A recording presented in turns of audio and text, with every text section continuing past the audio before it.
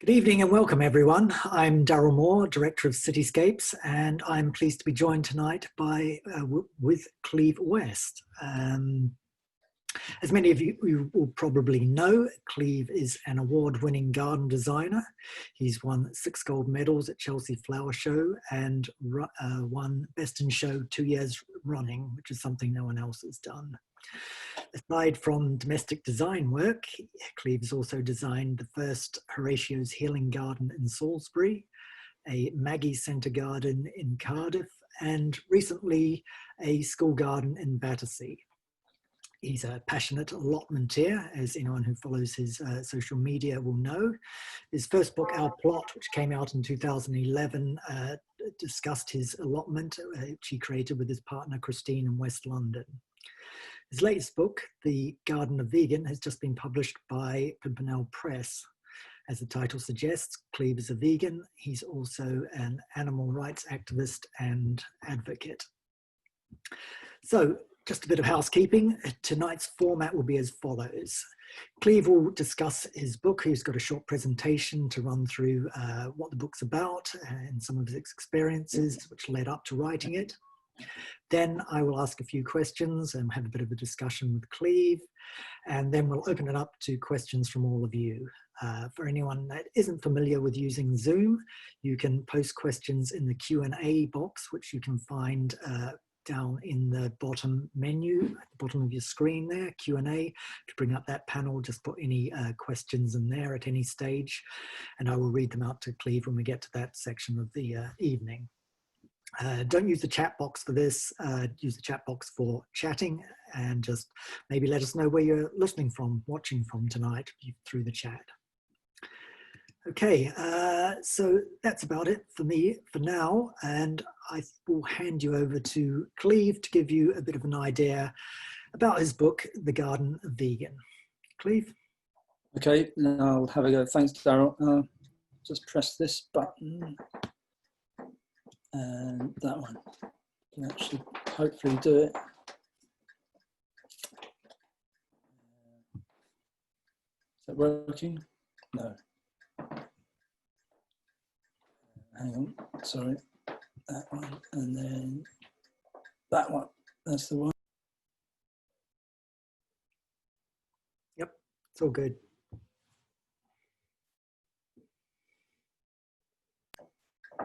Right, okay, can you hear me?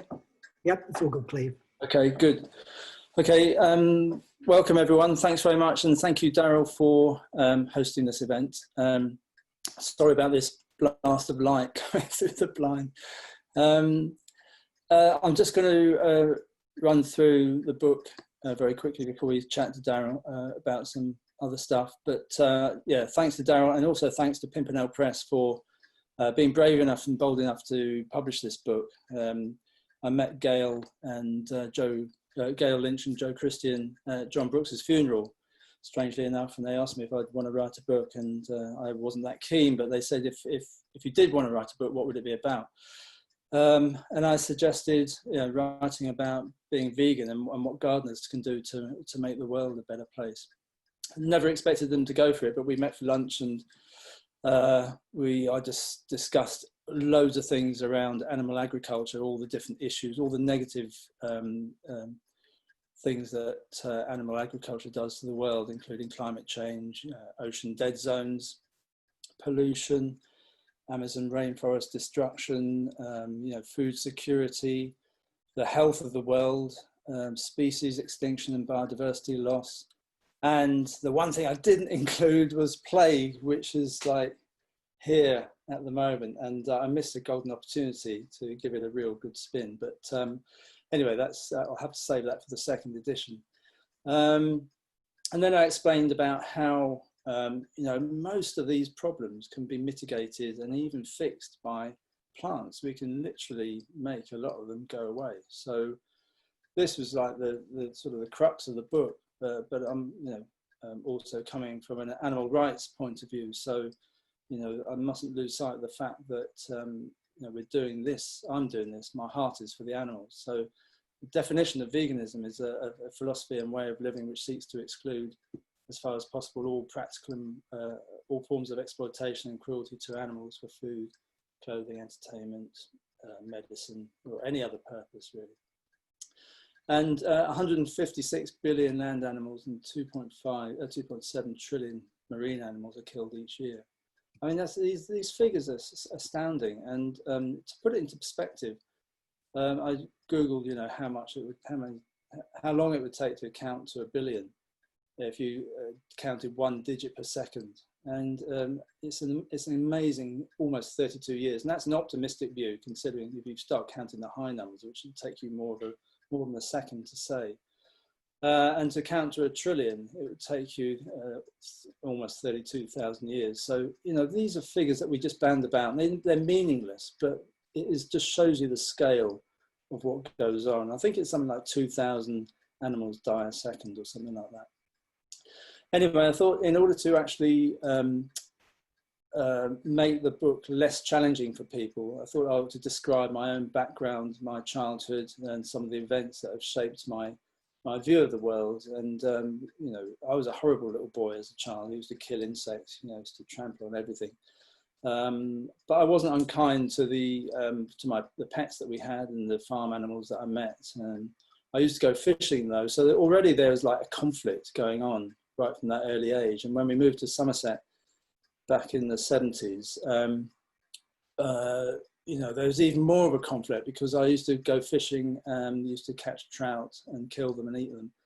But then I used to get I was absolutely shocked and horrified by the fox hunting and stag hunting that went on. I thought it was a barbaric and cowardly exercise, just completely pointless.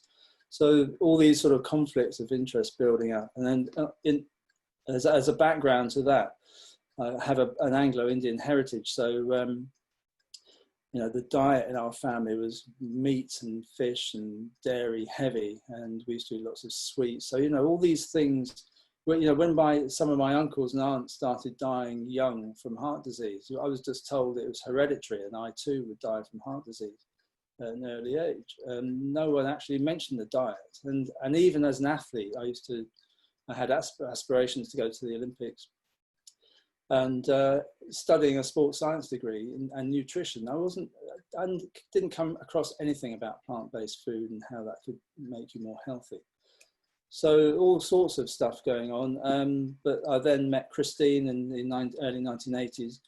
Her family had a lot of animals in the family, some rescued animals, and her take on animal life. We weren't vegan. We weren't even vegetarian to begin with. But soon after, about 5 years into the relationship, I think I got some sort of gallstone trouble, and it made me go vegetarian, made both of us go vegetarian. But we had instances of rescuing animals as well, you know, the pigeon, several pigeons we rescued. So, you know, there was a new sort of caring attitude that came into my life. And Joanna, Christine's daughter on the right here with red hair, she's been vegan since she was 13. And has brought up vegan twins. The twins are life vegans.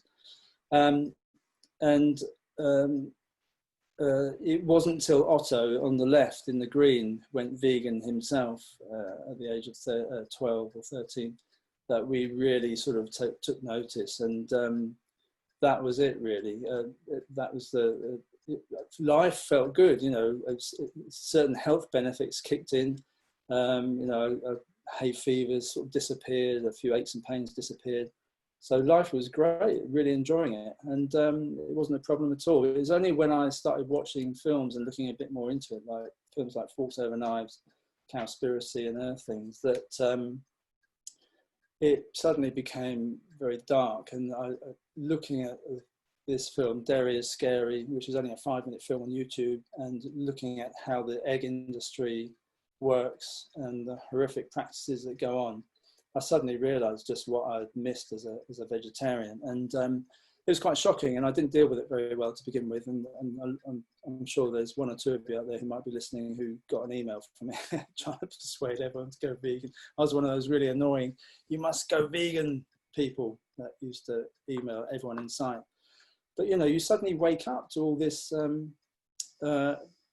propaganda that's sort of staring at you. It's like bombarding you every single step of the way. Every time you go out the door, there's something telling you about happy eggs, happy chickens, and happy cows, and laughing pigs, and you know, RSPCA assured and Red Tractor approved. It's all there to beguile you into thinking that, you know, or easing your conscience that you're eating, drinking, consuming all these things without any worry at all. And of course, we've been conditioned since we were a child, ever since we picked up or sung our first nursery rhyme or had a book given to us. It sort of perpetuated this myth that everything's all fine at Old MacDonald's farm. They don't really tell you about the truth in animal agriculture. So that's quite disturbing. And, you know, even, you know, the power of this is incredible. It means that people can be blind to, I've added a few extra things in here, as you can see. Even considering all this, we're sort of, we still believe that our bacon butty is worth it, and we can just disregard all this just for a bacon sandwich. And it's like, it is quite amazing. So that's sort of the seed chapter. The veganic chapter sort of touches on the more practical issues surrounding vegan gardening. Veganic is the cross between vegan and organic. So basically it's organic gardening, but without using any animal inputs. And Matthew Appleby's brilliant book, The Super Organic Garden, will actually give you a lot more practical advice about veganic gardening. I touched on it a little bit in Our Plot, which is a book I did 10 years ago, and I touched a little bit on it in this book as well. But Growing Green by Jenny Hall and Ian Tolhurst is basically the veganic growers' Bible. So there's lots of information in there. Curiously enough, we'd met Ian Tolhurst some years before when we first took on the allotment in the year 2000. And so we adopted some of his practices in terms of green manure. Lately, we've always had a fondness and a soft spot for wildlife. So we've always had a no-kill policy right from the start. And so being vegan has really accentuated all that and brought it into sharp focus.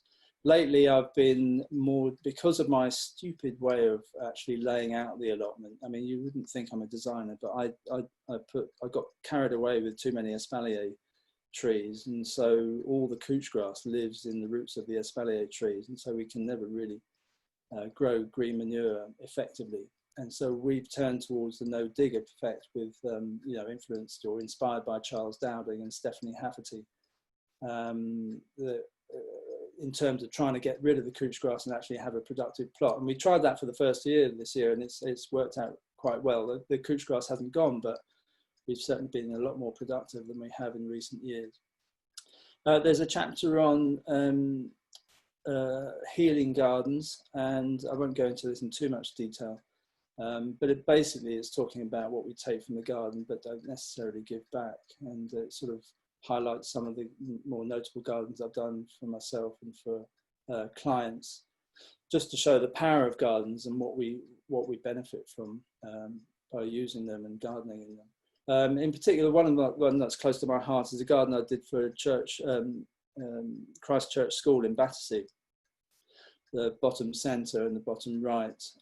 We did some work with them. It's ongoing. I hope to keep in touch with them, but it's an inner city school. And they are taught not to kill anything in their garden. They're taught about gardening from the moment they come into school at the age of 4, right when they leave at 12.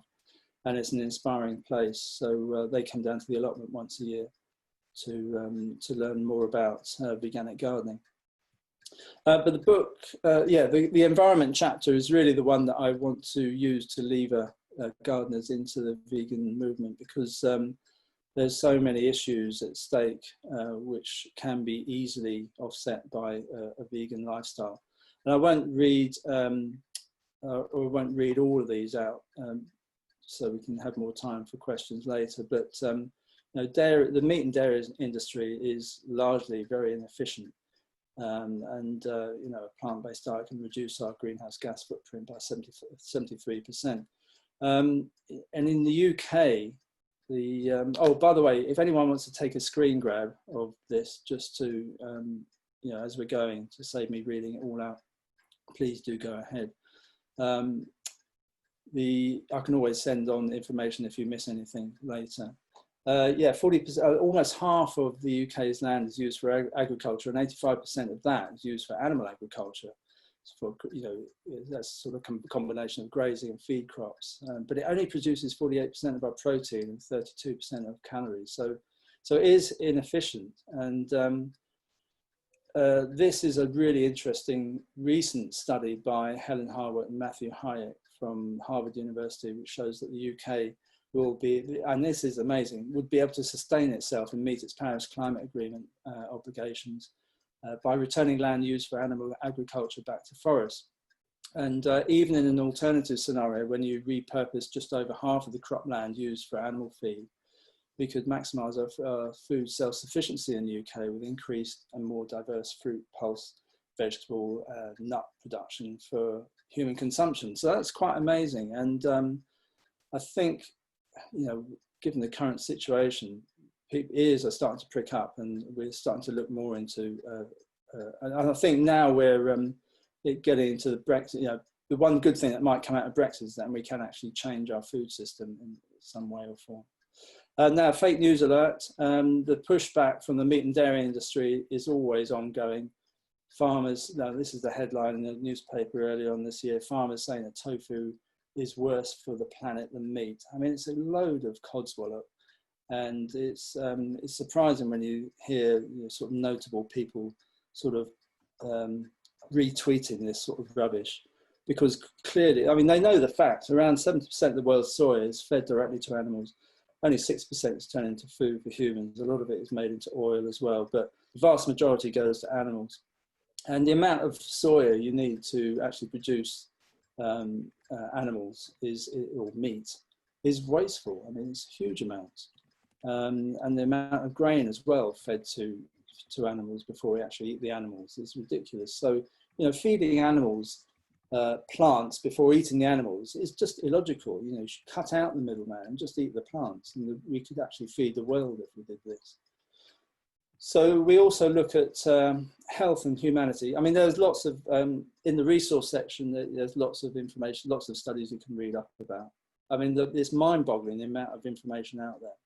Sifting through it is a bit of a pain, but the health and humanity chapter is quite interesting. I touched on things like protein, B12 and omega-3. And to cut a long story short, the only thing you really need to worry about as a vegan is B12. That's something you really do need to take as a precaution every day. You can usually get it from fortified foods, but just as a precaution, we take a B12 supplement. But it does beg the question that who is taking all the other vitamins that you see on the shelves? Because if meat and dairy are so good for you, why are all these things going on? Because I don't know any vegans that take on the other vitamins at all, apart from B12, maybe vitamin D or omega-3s. But, you know, that's the question you've got to ask. Who's taking all the rest of the stuff?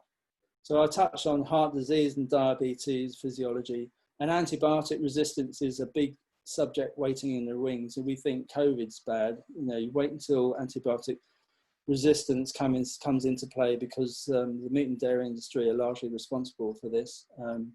Many actual meat eaters are B12 deficient because of intensive farming.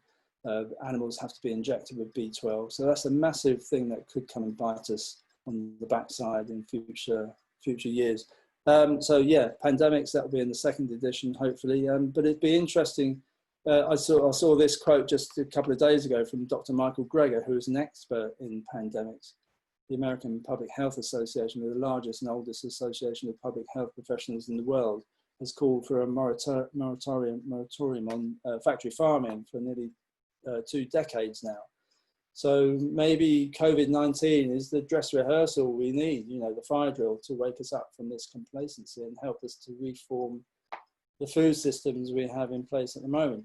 And he gave this an amazing lecture in 2008, History and Prevention of Pandemics. It's on YouTube, it's about an hour long. And no one listened to him. So he turned his attention to plant nutrition to help save lives. And you know, he's saying that this is one of the most notable quotes. You know, by the age of 10, nearly all children have fatty streaks in their arteries. And this is the first sign of atherosclerosis, the leading cause of death in the USA. So The question is, for most of us, not whether we should actually eat healthy to prevent heart disease, but whether we want to reverse the heart disease that we already have. So, you know, anyone who's considering the health of their family should really look into this. From a humanitarian point of view, climate change, we know, is really going to affect the disadvantaged more than the richer members of society. In terms of world hunger, 82% of starving children live in countries where most of their grain is fed to animals that are then eaten by Western countries. You know, 50% of the world's grain is fed to animals, which is crazy. On another note, which people don't often think about, is slaughterhouse workers. Probably migrants, most people are migrants working in slaughterhouses, and they have the highest rates of suicide, alcoholism, drug abuse, post-traumatic stress disorder, and domestic violence. And it's hardly surprising considering the work rate they have to get through to make a living. On the food chapter, you know, I touched on things like all the choices that are available now. It's so much more, it's so easy to be vegan these days. It's not really an issue at all. If you think you're going to miss something, there's a vegan substitute for it, I promise you. There's so many. It's all based on tastes and textures. The choice there is unbelievable. And it's not expensive as some people have you believe. The processed food might be more expensive, but it's not subsidized like meat and dairy is. And in fact, whole food, plant-based, you know, all the basic meat, wash my mouth out with soap. The grains and the wholemeal things like rice and pulses and lentils and vegetables and fruit are much more affordable. And they also use less land, energy and water. I've included a few recipes. Good luck with those. In the transition chapter, I touch on people like Jay and Catcher Wild who they gave up their herd of cows. There's been a film made about them. It's called 73 Cows. You can watch it on Vimeo. It tells you about their story. People like Ian Tolhurst and the Vegan Organic Network have helped them transition. And there's also a vegan land movement, which I got in touch with recently. That's a really good initiative whereby members are going to try and buy up land to actually convert either into rewilding or veganic farms. So all these things are worth looking into. Some interesting stories in terms of transition, but in terms of transitioning over to plant-based systems, we're talking about smaller fields, more hedgerows, which would be more diversity, more biodiversity, more wetlands, reduced flooding, more market gardens, you know, locally grown food, which is going to save fuel. These stop-free systems, reducing food miles, rewilding, less pollution, more forest and recreation, agroforestry, no dig systems, and which would help keep carbon locked into the ground, aeroponics, and all this marginal land that everyone keeps going on about, that can be left to rewild. So, you know, there's lots of good things that can come out of a plant-based system. And this was an interesting quote that I saw from Dave Goulson in The Garden Jungle, which I read recently. 1 hectare of intensive farming can produce 8 tons of wheat or 3.5 tons of oilseed rape. But it could also, 1 hectare of allotments can produce 35 tons of fruit and vegetables. Now, I'm not suggesting that the whole country is going to be turned into allotments. But it just shows you a smaller scale can actually work wonders. And I think we're going to have to think seriously about scaling down in order to produce the food that's going to be, we're going to need to feed 10 billion people in the not too distant future. And all the subsidies that go to farmers could be diverted to smaller farms, growing crops, and help farmers actually make the transition. I touched on advocacy in the book because a lot of people ask me why I do it. I think some people think it's a waste of time, but for me personally, I do it for several reasons. Firstly, as sort of a form of atonement in terms of all the years I sort of ignored the plight of animals. It also sort of stokes the fire to actually keeping on about it, because you can easily sweep it under the carpet and forget about it. But this is one way of keeping it in mind. Another reason is to keep in touch with all the various events and issues in the animal rights movement. And there is another reason. The other reason is obvious. It's like the social media content does actually help change people's minds, and it may not be a landslide of people like you might hope, but every so often I'll get an email from, so I had one today actually, from someone saying, thank you for posting this. I didn't like it to begin with. And in fact, some people just unfollow me. But over the time, people have come to look at them and understand a bit more about what I'm trying to get across. And so we go to slaughterhouses to do vigils, we do outreach in various town centres. I'm not that good at it. I think I'm better at the writing and the social media than I am at street activism. But all these things, all these little things help to build a bigger picture for everyone. So it's moving forward. And my thoughts are with the family of Reagan Russell, who is an amazing activist. I never met her, but she got killed by a truck driver at a vigil last month.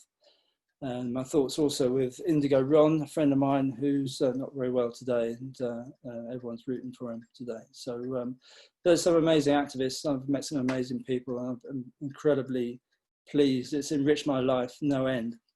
I'll also give a shout out to my partner Christine, who's done some amazing drawings of animals. It was easy for me to take pictures of these animals. All these animals you see here are ones that I've seen at slaughterhouses moments before they're about to have their throats cut.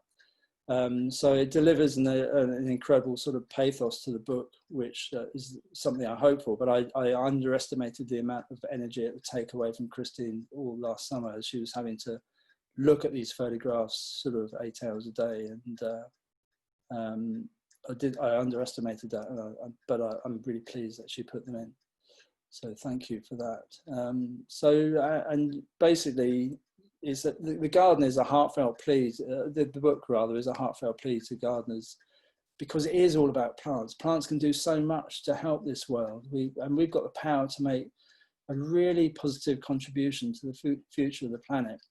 And it's all about getting over ourselves and not thinking, just thinking more altruistically, really, and thinking about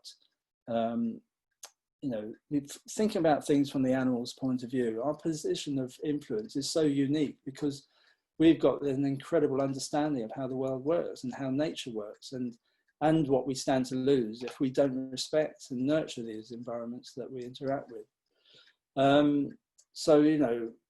With this perceived sort of sense of dominion comes a sense of we have to act responsibly and protect nature and wildlife.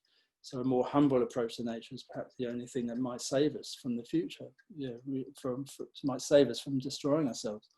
So that's quite a sobering, the overall message is sobering, but I hope I sort of deliver it in a sort of a slightly jokey way. I mean, it's the only way to keep sane these days, really, to be quite honest. I've included, I haven't included any of this in the book, but it's just to touch on it. We might touch on this with Darryl in a minute about how it affects my design work, because I'm thinking more about how not to damage ecosystems as we go about our day job. My job is notorious for actually doing a lot of damage before we actually make the garden look nice. So lots of questions about that. And so, that, believe it or not, that's a shed on the left-hand side, which is full of all sorts of things, all sorts of insects and birds and mice and all sorts.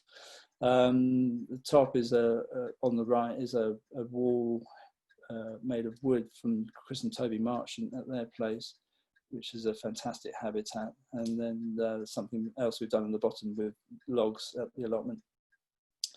And following Kate Bradbury's advice, I did a snake pit at our allotment. We have grass snakes down there, and I'm keen to keep them. So we've made this snake pit. And there's another shed on the right-hand side, which the sheds at the allotment we cover with ivy, and but we chuck a load of compost up there to begin with, and twigs and whatnot, and let it all rot down. And then ivy finds its way up there, and it becomes an amazing habitat for birds and insects. This is the not Horatio's garden. This is Maggie's Centre in Cardiff, which in its early stages, only its second year, but we had this very, very thin strip of the landeyes at the back, which was beyond the border, and it was a very difficult space to deal with, and we ended up borrowing that landscape by cutting some of the lower branches and just leaving everything and just planting more ivy, which was already there. And it's yet to knit together yet, but I'm hoping it will, and just leaving it alone really. We planted some yew and some Aralia just to make the bit on the Maggie side more ornamental. But as you can see, they've already put some containers in there, so they can't resist actually prettying it up. And I think this is going to be the challenge for us to try and not worry too much about the aesthetics and really accept that nature should have more of a say than we do as humans. You know, it's not, shouldn't really always see it from the human's point of view. So that's it in a nutshell. So I'm going to stop sharing now, like that. And hopefully that will go back to you, Darryl. Great. Thanks very much, Cleve. That's a great synopsis of the book. There's obviously a lot more in the book itself, as you can imagine. It goes into a lot of detail on those issues, a lot of interesting things about some of these alternative methods of gardening or growing, such as agroforestry, etc. There's some really interesting information in there. So I do, really recommend everyone gets the book and reads it to find out more about this. I just wanted to sort of start off asking you a bit about sort of veganism itself. At the beginning of your presentation, you had a sort of definition of it, which talked about exploitation and cruelty to animals, which is the general sort of standard definition of veganism, which is based on ideas of sentience, of animals being able to feel pleasure and pain. But there's a quote just at the end of the introduction of the book, which I'll just read out.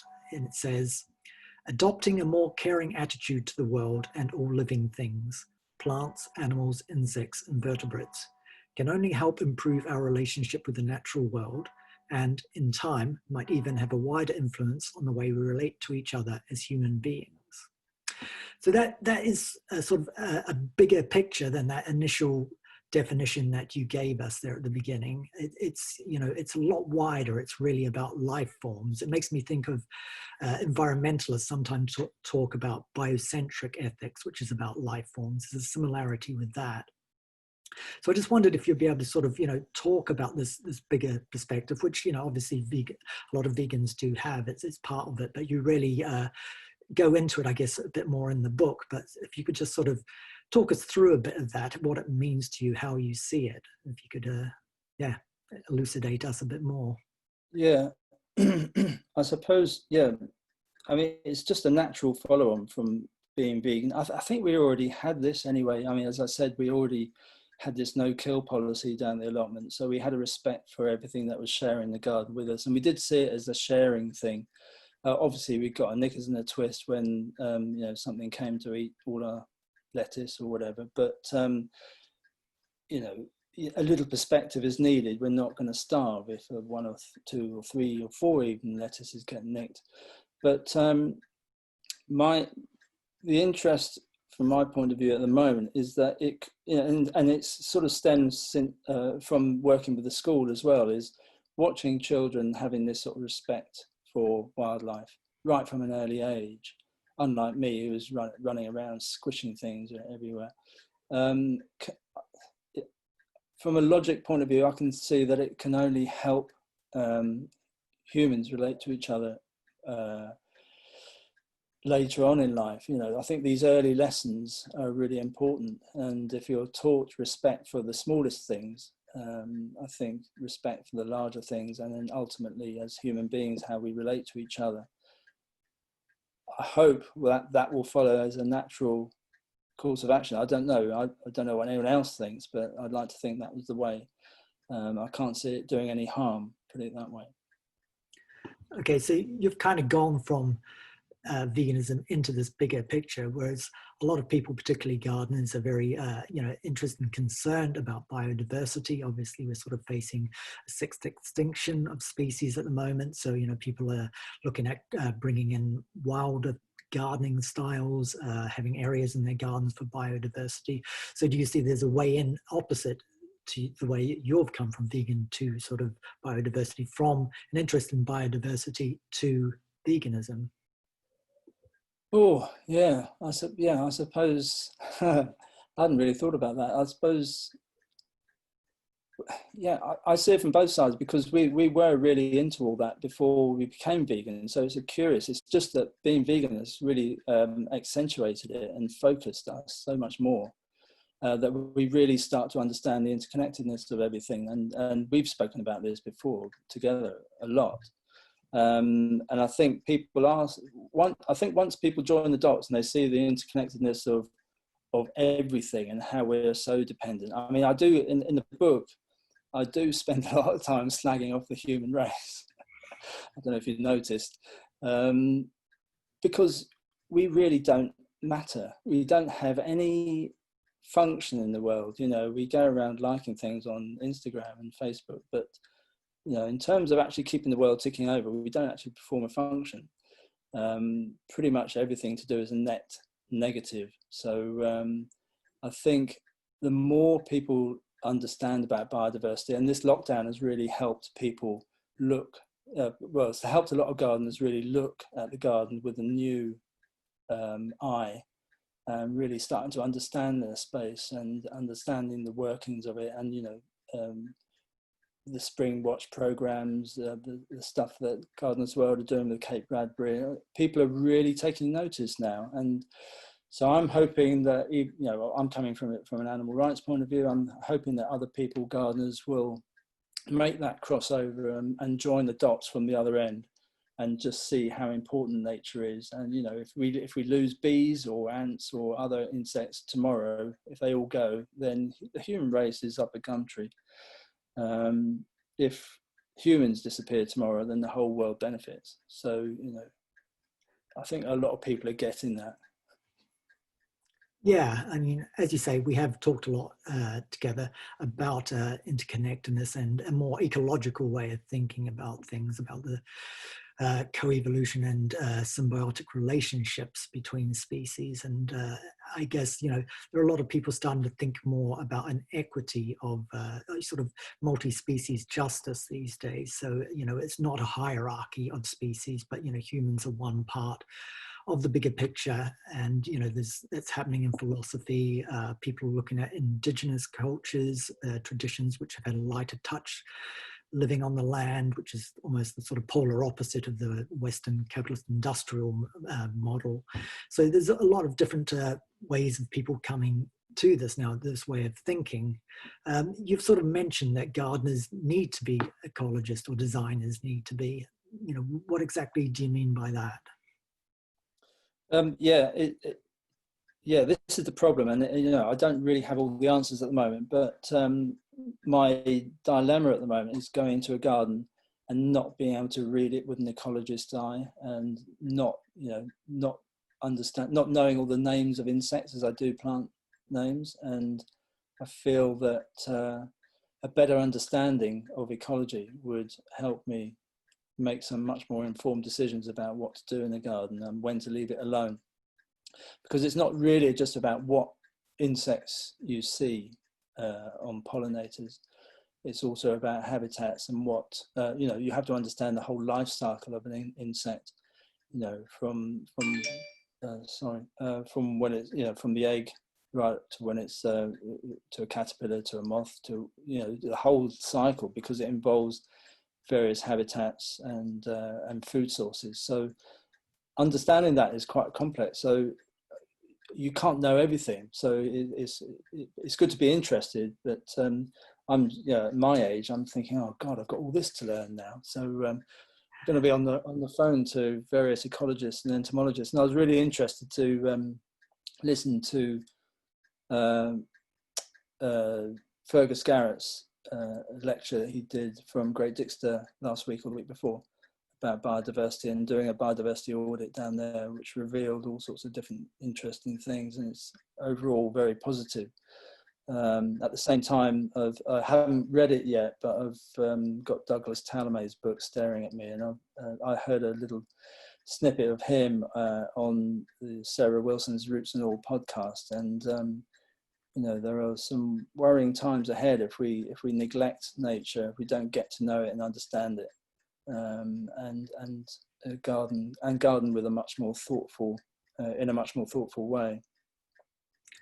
Yeah, as you say, you know, there's a lot to know about this sense of interconnectedness with different species and things. So in terms of gardening, you know, I mean, gardening can be a destructive as well as a creative process. So what sort of things in your sort of daily practice, both as a designer and as a gardener yourself, do you do to try and minimize disturbance to other life forms, you know, particularly in the soil? And what are your approaches to that? The soil, yeah, that's a really difficult one, Darryl. I mean, I've got a couple of projects where they're sort of ongoing over some time, and there's some there's quite a lot of earth moving on one of them, and it makes me feel uncomfortable thinking about it. On, you know, taking on new projects, what I have a bit of conflict with is, you know, do you actually refuse doing jobs because the client is adamant they want to do some wholesale destruction before they get exactly what they want, or do you stay with it in order to, you know, if I don't do it, someone else is going to do it. So do you stay with it to try and get the best out of it? At the moment, I haven't got any hard and fast policies. I try and I mean, over the course of my career, I've always been keen on, not from any sort of ethical point of view, but I've always keen on using local materials, and that always makes sense in terms of fuel and energy. In terms of moving the soil, I've been as guilty as anyone about sort of digging things up where you don't necessarily need to. So, but you have to weigh all that up with the client's aspirations and you know, the practicalities and of getting a good design. So my head's, as you can probably tell, my head's in a bit of a spin at the moment. But I think these are all good and healthy things to be thinking about, regardless of whether you have the answers or not. And it's good to talk about it with other people, because other people might have a different view or a better view or some interesting suggestions on how to go about and get around these interesting dilemmas. Yeah, definitely. So ethics is an ongoing process rather than something fixed and dogmatic. It's something you're always thinking about and discussing and pushing forward. And in terms of ethics, obviously in the book you talk about animal justice, environmental justice, and social justice. And obviously with Black Lives Matter recently, the question of diversity in the garden world has come up. And this is something you've spoken about before, brought up as an issue.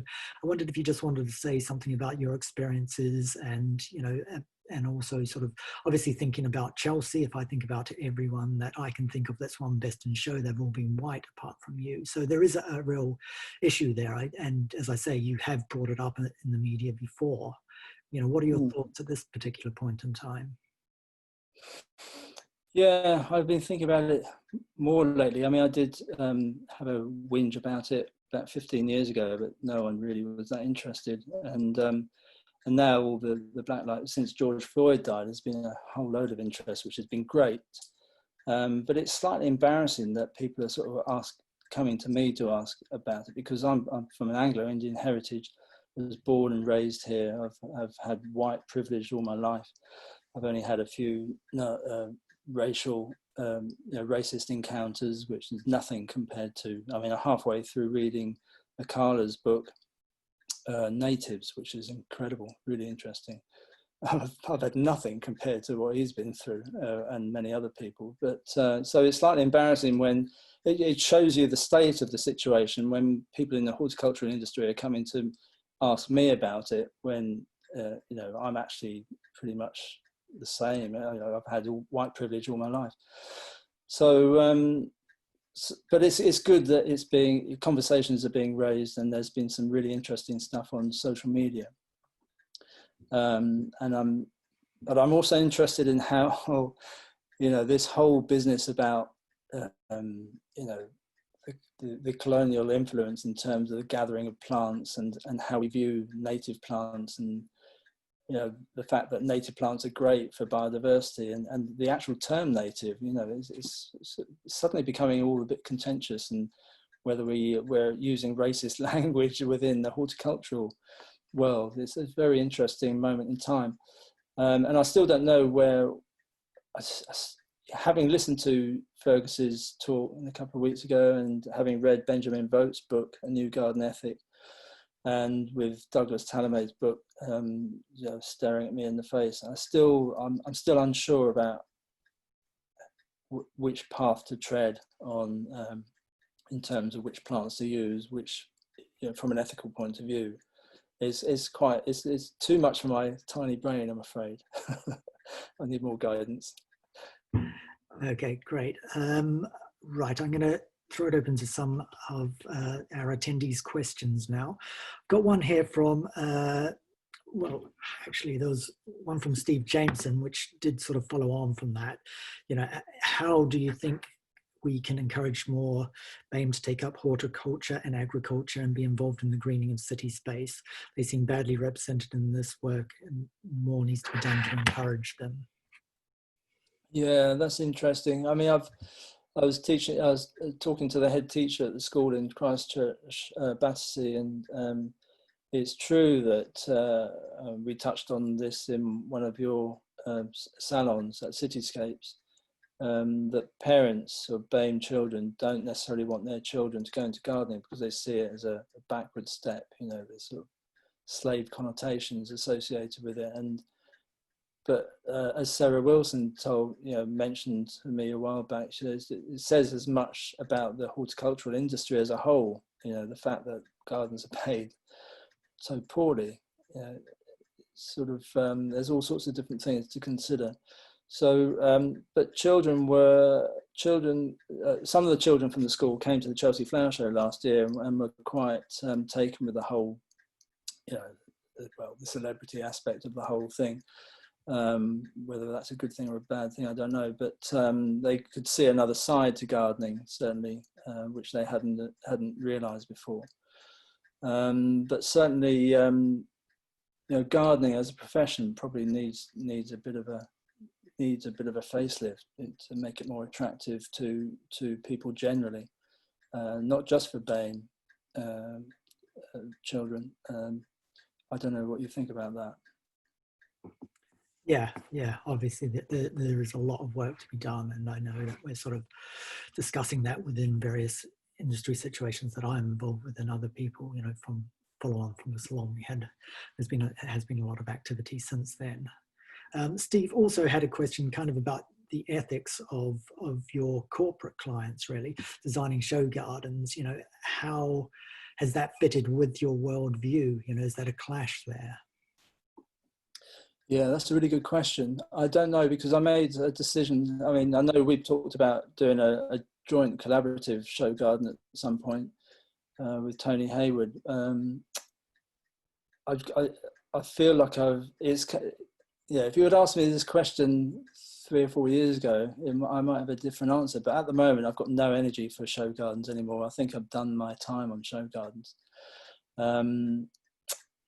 I've always been conscious of the fact that they're quite wasteful. When I did my first ever show garden back in 1994, it was based on organics. It was I dug up everything from our garden and clients' gardens, and so I could confidently say that all the plants I used were organic. And I was absolutely distraught to see what was it called? An olive tree that had been used at a show garden. It just dumped in the skip at the end of the show. And I was running around. I only had a small vehicle. I couldn't get it in the car. So I was like running around trying to save it, and I couldn't. And that scarred me for ages afterwards. So I've always tried to, whenever we've done a show garden, we've always tried to reuse all the materials where possible. I mean, obviously there's some things like aggregates which you have to throw away, but we've always tried to keep it as local and as eco-friendly as possible. And it's impossible to actually reuse everything. So there is an element of the fact that there is a lot of waste. You have to juggle that with the messages you're getting out there. I'm not sure if any of the messages I put out on any of my show gardens were worthwhile or worthy enough to offset all that. I don't know, but yeah, it's an interesting question. I probably, I don't know. I'm not. It depends very much on the sponsor. I mean, certainly there's some people who wouldn't work for, but I think where I am now, I'd probably have to question or look at the sponsor's background before taking on a show garden. But I can't see myself ever doing another show garden unless it's with you and Tony. Well, yeah, watch this space. Yeah. Just another kind of professional question in terms of clients. Liz Rawlinson asks, have you noticed a change in the type of clients approaching you since your more overt activism? Yeah, that's interesting. I actually never have a huge turnover of work. I always have like a steady run, and I never know, the Chelsea show gardens actually don't get me that much work anyway. But I think there was a definite quiet period after I did go absolutely mental on social media to begin with. I was like knocking out all sorts of graphic footage and everything. I was so shocked about the whole thing. I thought everyone needs to know this. And of course, everyone just ignores you and blocks you and unfollows you. And so I think it probably did have a big impact to begin with in terms of less inquiries. But these days, I don't even know how much clients look at social media, to be quite honest. Certainly the clients I've got now are quite interested in what I've got to say. I have initiated the conversation before, one or two times it didn't go down that well. So I tend to keep quiet until I'm sort of invited to talk about it now. But the clients who I've engaged with about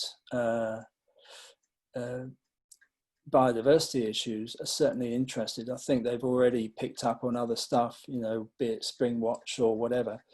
They're actually interested in the wildlife, which is really encouraging. I haven't had these sort of conversations before. I think it's still early days. I think once people actually get round to looking at a brown border of various beautiful, which I think, seed heads and twigs and sticks and blah blah blah, some might have a different view, but certainly there seems to be an appetite for a more biodiverse, friendly gardens these days. I hope that continues and gets better. Okay. Kim Stallwood asks a question about visiting gardens. He says, we enjoyed a visit to Highgrove last year, but disappointed to see how the restaurant offered standard meat and veg food. There's a clear disconnect between an organic estate and the lack of understanding of how plants can make such a difference. What can be done to help persuade Charles to be more open about vegan living and promoting it at Highgrove? I know you've also written to the RHS and Kew about what they provide in their food offer at their venues as well. Do you want to say a bit more about that? Yeah, it's a tricky one. You think Prince Charles would be actually I think actually he is interested. I think I've overheard him say something positive about veganism. I think he said something about, or maybe I'll be a vegan in another life or something. So I think he's not far off making the connection, but I think his history and his background, there's no way, I can't see that happening. How to make it happen in these other places, I don't know. Trying to make it happen you'd think that they'd be able to join the dots at Kew and the RHS. I mean, that's a no-brainer to me. Well done to you for getting the RHS to include some plant-based food outlets at some of their events, but basically it should be a standard.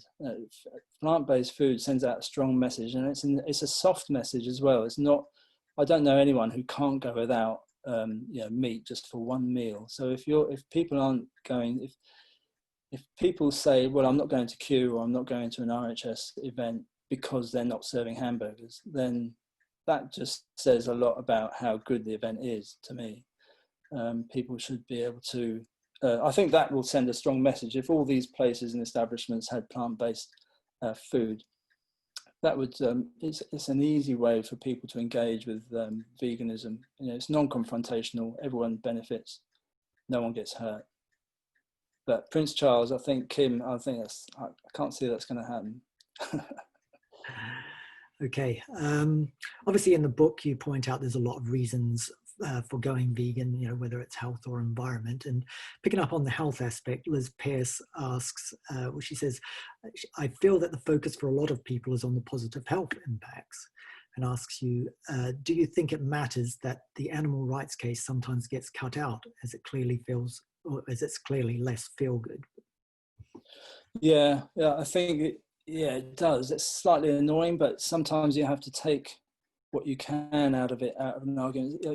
I think you have to accept that some people just aren't going to engage from an animal's point of view as you might be. So in the back of my mind now, even though I didn't get into veganism initially from an animal rights point of view, it really is now. You know, that's the most important thing for me.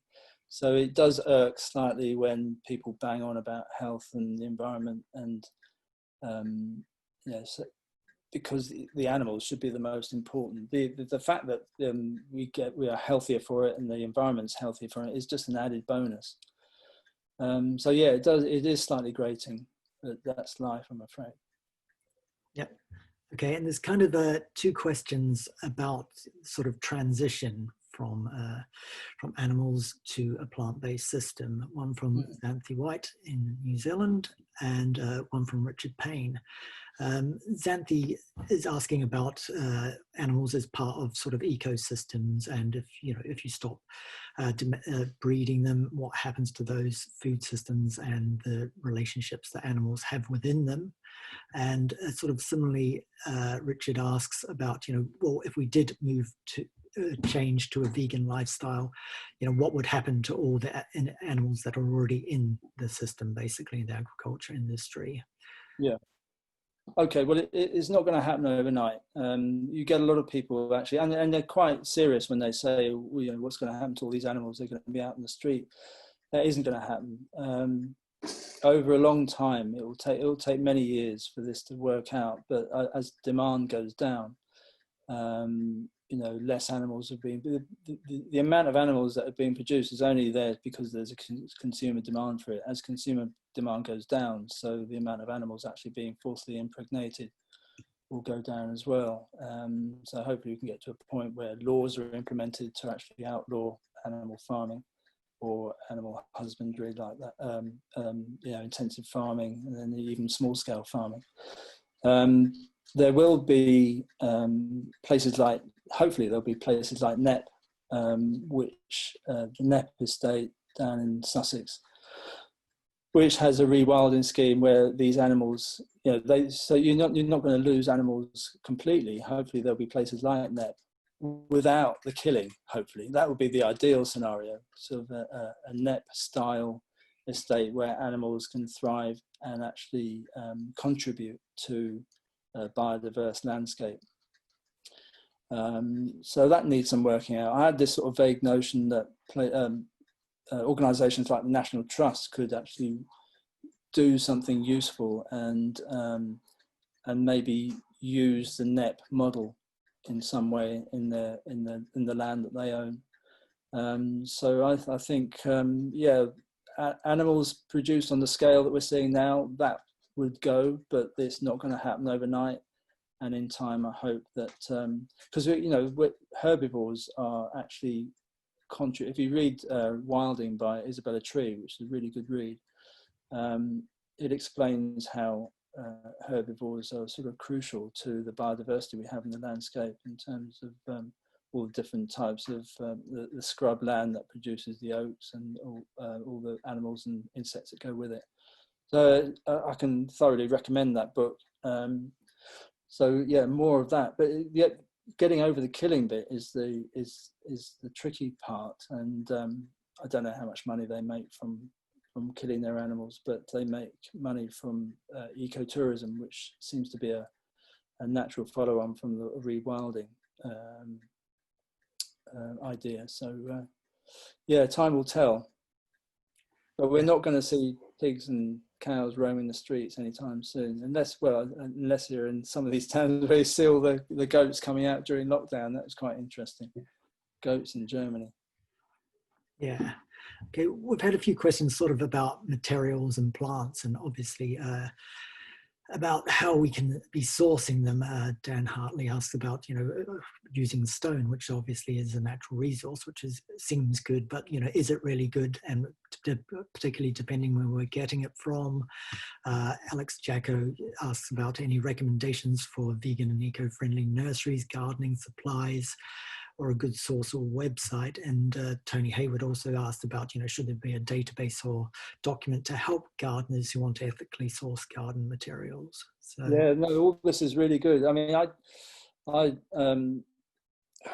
always used reclaimed stone whenever possible, and that really wasn't from an ethical point of view to begin with. It was really because I just liked the look of it, and that it's a lot of the time it's worked out to be the most logical choice and something that carries a certain amount of local distinctiveness with it. And I don't know the best places. I mean, there's a place called AHS which does plant mulches and stuff, and they do a plant-based one which is useful to know. So, but these places are few and far between. So it would be good to have a central database. And who's volunteering for that one? That's that's the question. I mean, maybe this should be something the OHS could get hold of, or the Society of Garden Designers should be looking at. I think it'd be a great idea, because that sort of shared knowledge would be really valuable, and it would steer other companies to actually up their game. Certainly in things like peat, the use of peat, which needs to be outlawed. It would certainly steer companies to give up, nurseries to give up using herbicides and pesticides, because that was one of the things that came out of Dave Goulson's book. All these pesticides that are used on plants, sold at nurseries as bee-friendly plants, but have already been sprayed with pesticides. And so because they're systemic, it's in the plant, it's actually in the pollen when these plants produce flowers. So the bees are affected by this. So, we need to be looking at all these different things, and it's a lot of work, but now we're on this sort of page, everyone can see the knock-on effects, and there should be something that good to come out of it all. So yeah, we need a central library somehow. I think you've got too much on your plate, Darryl, at the moment. I'm not sure if you can. Well, we did have a salon last year, didn't we, about this about this matter, and kind of off the back of that, we have created 2 sets of questionnaires of 20 questions each to give to suppliers to sort of answer about the sort of environmental and social issues relating to their materials or plants. So we were going to send it out earlier this year to designers. The idea is that everyone sort of participates. It's crowdsourcing in a way, that everyone sends out these. If you've got a job, you go into the suppliers, you can ask them these questions and then send them back to us, and we can kind of compile them and put them on a website. So it's kind of everyone participating in it. It's not a judgmental sort of process. It's not us saying that this is good or bad, but if you can. Yeah, I think that's important, isn't it, as well, because we're all in this together, and we're all sort of waking up to all these new ideas, and so I think not being judgmental is quite a useful thing, because something I've learned.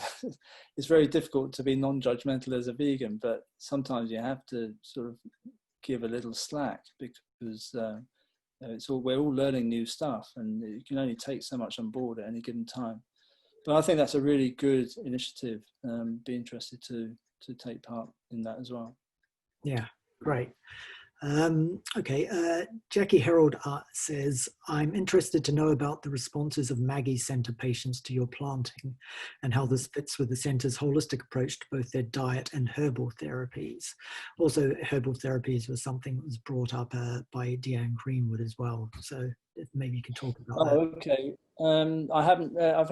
I haven't really had much feedback. We had a bit of we had some trouble with the Maggie's one, because we weren't allowed to use a hose when we first planted it, and we had terrible trouble trying to keep everything alive because we had a really hot spell. And then this year I thought it was going to be fine, because we had a wet winter, and then we had that really hot, dry spring during the lockdown, just when everyone went away. So nothing got watered for weeks and weeks and weeks.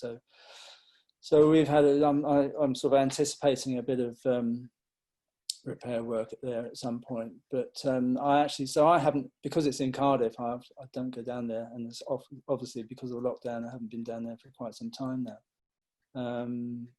But I occasionally get some, nice messages from the staff there who use the garden. But it's not a very big space, to be quite honest.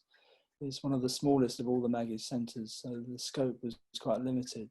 But I'd be interested to hear what people think about the wild space, because it's not textbook aesthetically appealing, if you know what I mean. It's an acquired taste, let's put it that way. Yeah.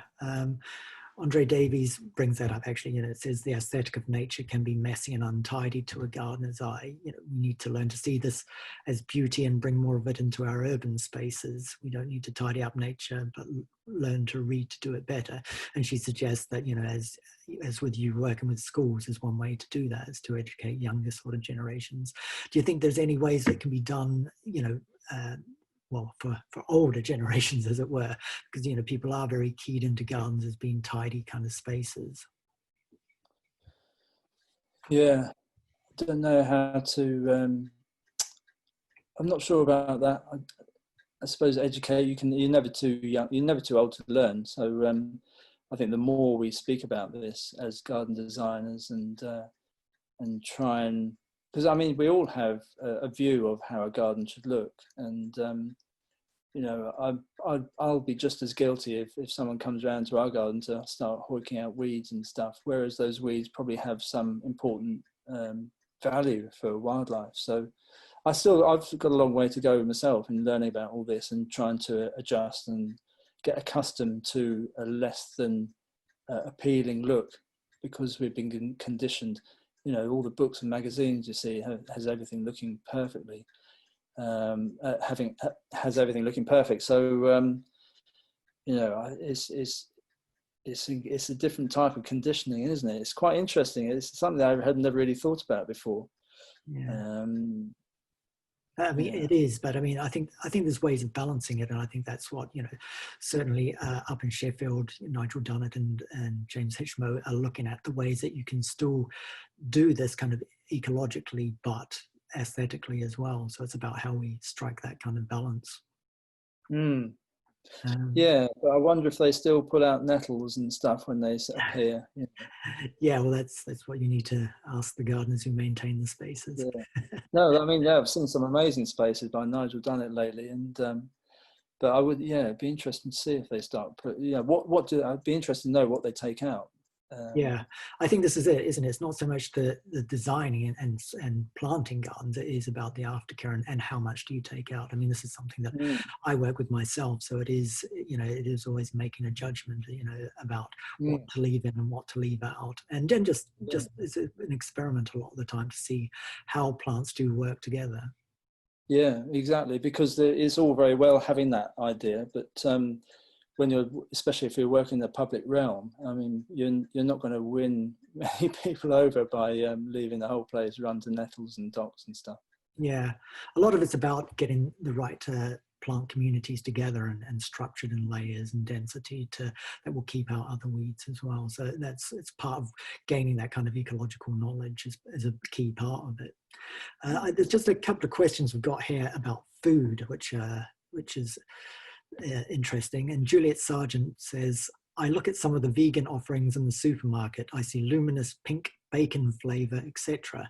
It seems anything but healthy. Am I looking in the wrong place? Does healthy veganism really mean cooking from scratch and getting over it tasting like meat? I think this, this is obviously relating to the kind of a groundswell of veganism in the last few years.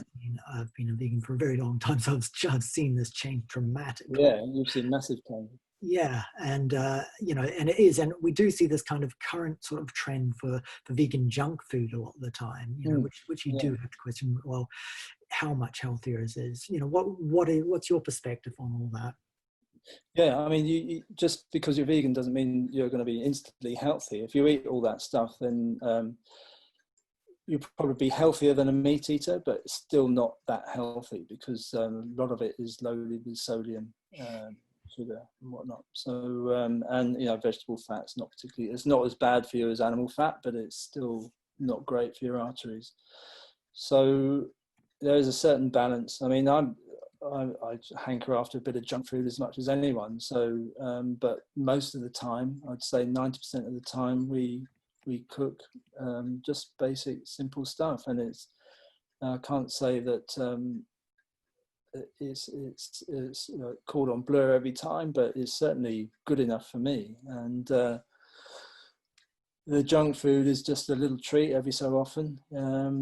And also, it's people say it's expensive. It's the processed stuff is going to be more expensive than rice, lentils, nuts, grains, fruit, vegetables. But you have to remember also that meat and dairy is heavily subsidized. So the processed vegan food isn't subsidized at all.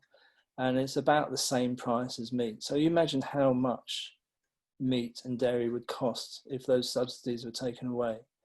So whichever way you look at it, plant-based diet, whether it's processed or not, is actually cheaper. If you take all those subsidies away, it's actually cheaper than producing meat.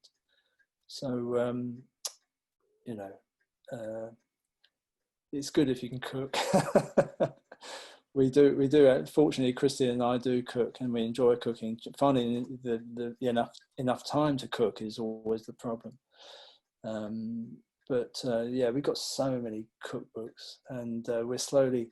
Actually, we've got. I doubt whether our neighbours are listening into this, but I've been slowly turning people towards plant-based in our street, and I think we've got 4 people now seriously looking at plant-based diet, plant-based lifestyle from now on.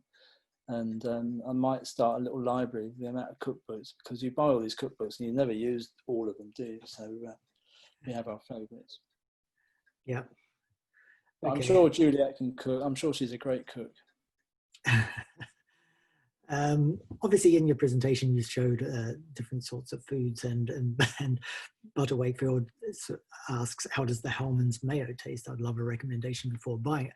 But I mean, I think what a question there from that would be: there are obviously a lot of bigger kind of corporates cashing in on the vegan trend at the moment. What's your thought of that? Because obviously, Hellman's is a big company, they're cashing in, but whereas there are other people like Follow Your Heart who do the pea-based things, which are smaller companies. How do you see that kind of vegan economy playing out at the moment? Yeah, it's a bit of a dilemma, because you're giving money to these companies who actually do subsidize animal cruelty. On the other hand, the fact that Hellman's are making a vegan mayo is a massive step in the right direction. If people can taste that, and to be quite honest, I mean, I can't even remember what Hellman's, in fact, I don't even know if I ate it before, but judging from all the people I know who've tried it, and it tastes good enough to me, and all the other people I've spoken to says it tastes pretty much like the ordinary stuff. So if you had a choice between this is where it's valuable. If people can see that there's really no difference between these two products, except one of them actually throws, has this sort of footprint of chucking live chickens into a grinder, to make this product. Not literally, if you know what I mean. That's, you have to get rid of the male chickens. Male chickens have no use in the egg industry, so they're thrown live into a grinder to produce, so you can get the eggs. So if you had Hellman's, the ordinary Hellman's that sort of contribute to this animal abuse, or if you have the vegan one which doesn't, which one are you going to choose? Surely you're going to choose the vegan option. I mean, most sensible people or compassionate people would do that. I mean, you'd have to be pretty hard-hearted to choose the other one if given the choice. Both taste the same. Yeah. Well, it's great. It's the same for all the other products as well. It's all about textures and tastes. Yeah, I mean, it's great. There are a lot of products out there now, and not all of them are unhealthy either, Juliet. So there are some good healthy choices out there as well. Yeah, seitan is a good one. That's not a bad product. That's seitan is like a wheat protein. They do all sorts of different stuff at the moment, so check them out as well. Yeah, Okay, and Liz Rawlinson just has a kind of follow-on question about sort of animals and ecosystems and their relationship to them. And she said recently she went to the Garden Museum and heard Kim Wilkie talking, and he, very much advocates having animals grazing and that sort of thing. She wonders if you've spoken to him about this at all. Have I spoken to Kim about it? Yeah. No, I haven't seen Kim for quite a long time, so I haven't spoken to him. And so, yeah, I'm not sure if I really understand the question. Is it? He very much advocates having grazing animals and that. Well, that goes back to the net thing, doesn't it? So, certain landscapes depend on, some landscapes can only exist by having the grazing animals. I mean, if we just left everything to rewild and do its own thing, eventually it would it'd be climax forest and trees, and it would block out a lot of light, so much so that there wouldn't be a huge diversity in terms of the plant kingdom. By herbivores grazing, it opens up the land, you get light coming in, you get different species coming in, different species of plant, and therefore insects and invertebrates and birds and whatever. So it's a lot more dynamic in a land that's been grazed, and Isabella Trees Wilding explains this in a lot of detail, which is really interesting. So yeah, I can see the value of them. Yeah, I think the question is though, and I think I've talked about this with you before with their project at NEP. It is a farm, and it was a farm initially, and it still is a farm. So it's not just rewilding for the sake of species. It's not for the animal and biodiversity. It is still to run a farm. So but it's a really useful template in order for other people to take. If there's someone else who wants to do the same thing but without the killing of the animals. And that's something they can take a lot of lesson from that still. I think it still has a value. Yeah, no, absolutely. And I think, I guess what all of this is about the judgments we make of what sort of environments we want around us and how we can do that in beneficial ways, working with other species. And I guess that's, brings us back to what your book's about, really, is opening up a dialogue about that with people to try and get everyone to sort of think about this from different perspectives. And I guess we need to sort of then bring people that are coming at this from other environmental angles, etc., to talk about this and think about this more. Yeah, I hope. I hope a lot of people will talk about it more. It's an engrossing subject, and I just wish I could have 2 more lockdowns to actually get my head around a lot of it. Yeah, well, not for the same reason, let's hope. Okay, well, that's great. Thanks everyone for sending in your questions and for joining us tonight. And thanks very much, Cleve. It's been great. And I do recommend that, you get out there and buy Cleve's book from your local independent bookstore if you're going out at the moment, or from somewhere like Hive Online, who support independent bookstores. So thanks everyone, and thank you, Cleve. Well, yeah, can I just say thank you to you, Darryl, and really appreciate giving us some airtime. I know Pimpernel Press will be delighted.